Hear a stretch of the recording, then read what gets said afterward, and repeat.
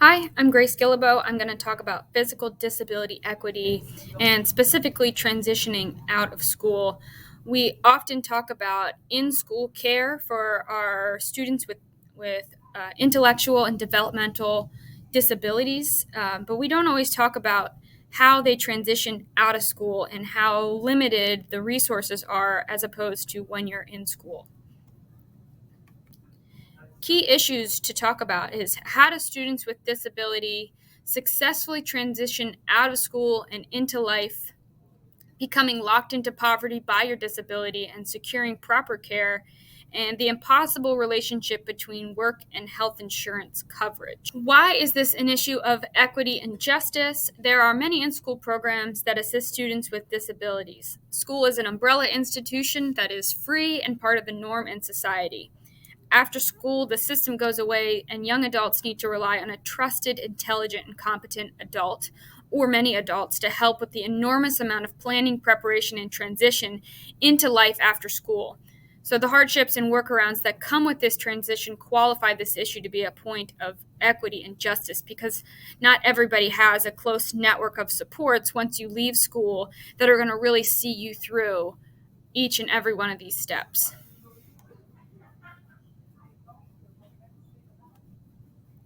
Who is affected? Any person with a physical or mental impairment that substantially limits a major life activity. Substantial limitation significantly limits or restricts a major life activity such as hearing, seeing, speaking, walking, breathing, performing manual tasks, caring for oneself, learning, or working.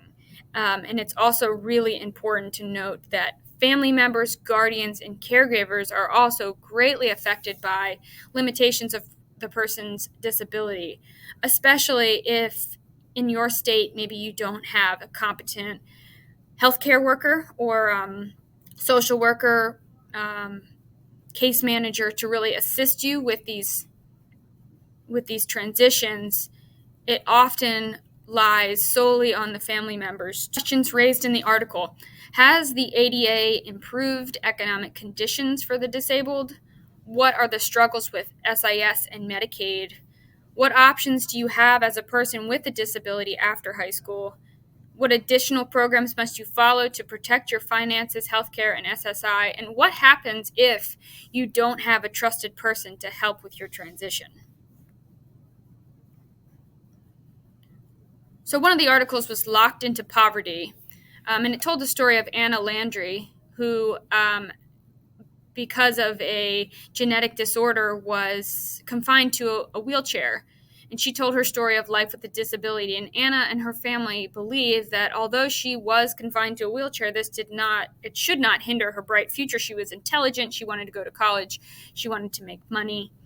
She then went on to explain her tough situation of not being able to make more than $771 a month, which really evens out to about $10,000 a year, and not have more than $2,000 in assets. So that includes funds in the bank, but also owning property, owning a car, owning a house. Those kind of things are completely off the table if you have a disability and you want to qualify for Medicaid. So Anna was qualified to get an internship that would pay her $14 an hour. But if she took this job, this would disqualify her for Medicaid, which was providing her with 112 hours of home care a week and a staff of 8 people to assist her with almost every task. That's helping her use the bathroom, helping her get up out of bed, helping her turn over in her bed at nighttime, helping her eat, all of these essential items that she really needed to survive. But if she wanted to make any additional income, it would disqualify her from being approved to get all of this home care. So, to me, it just sounded crazy. So I did some further research after reading Anna's story, and I looked into resources assisting with the transition process after high school. And I found a packet from abilitypath.org that provides a roadmap to follow while you're in high school and transitioning out of high school. And it was an 81-page packet. So when transitioning out of high school, you got to know, what am I able to do now? Am I going to work? Am I going to stay home? Am I going to go to a day program? Am I going to live at home with family, or am I going to get maybe qualify for a group home? A big problem is health and medical care coverage. How do you get Social Security benefits? How do you make sure that you can qualify for Social Security benefits? Getting medical coverage, how are you going to get to your doctor's appointments?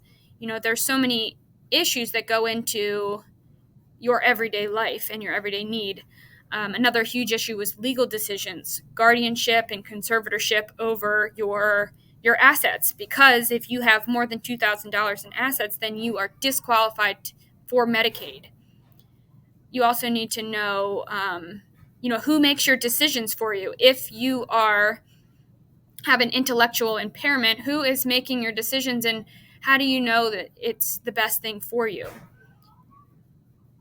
Living with a disability, thinking about all these steps are not an option, it's a necessity. You have to consider, and you have to have a qualified person to help you with these situations.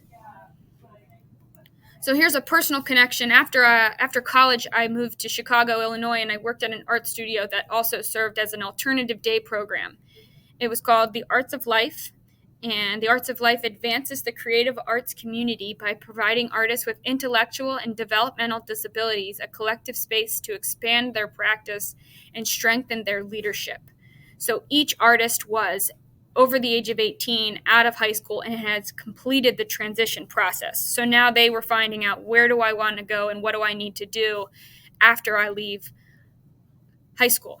So the Arts of Life, it was an alternative day program, but it was also a vocational program where they were learning job skills and being an artist as their profession. So the Arts of Life is a nonprofit 501c3 organization, and it was partially supported by the state of Illinois and also partially supported by additional fundings, private pay, grants.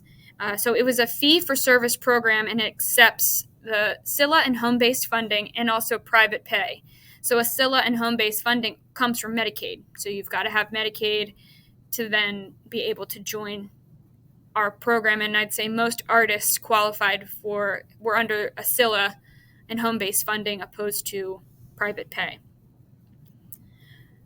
So while at the studio, artists built skills around the artwork of their choice. They learned to speak about their work, build community, curate shows, and how to make sales.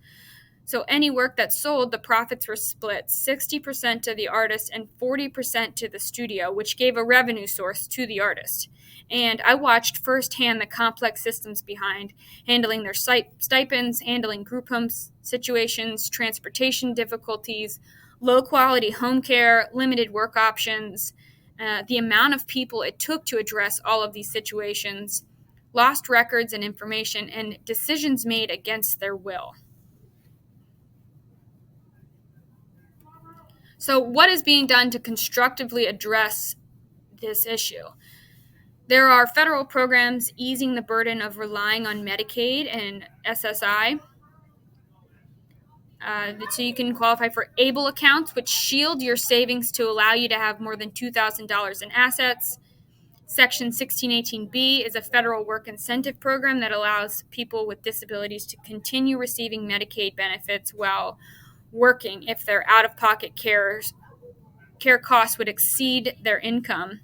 And Medicaid buy-in, an optional program adopted by some states that allows some working people with disabilities to pay a premium to buy in on medical benefits. But once again, if you don't have a qualified person to help you navigate all of these situations, or even if you're doing it by yourself, it's a pretty overwhelming process. You're not likely to go and find these workarounds. Instead, you're going to go with the system that's given to you by the state. What can be done? In my opinion, one of the biggest problems is pay for assistance and care. Most direct supports are the lowest paying people in the system. So the closer you work to the disabled person, the less money you make. This makes a shortage of care, and the quality of care decreases. And we know that people with disabilities are going to require assistance with most decisions going forward. This puts a heavy burden on family. If social workers, DSPs, direct supports case managers and paras are paid a decent wage, there would be more opportunity for help, and those who are left without family supports and experiencing inequity. So if we could get those people, the social workers and case managers, people that are directly supporting, to make a little bit more money, we may have more of them and better quality care to assist people with making all of these decisions. And second, there has to be a better system for making money, establishing independence, and receiving quality care and opportunities for work. The system should not be this complicated. You should not have to consistently find workarounds in order to successfully secure the care that you need when you need it.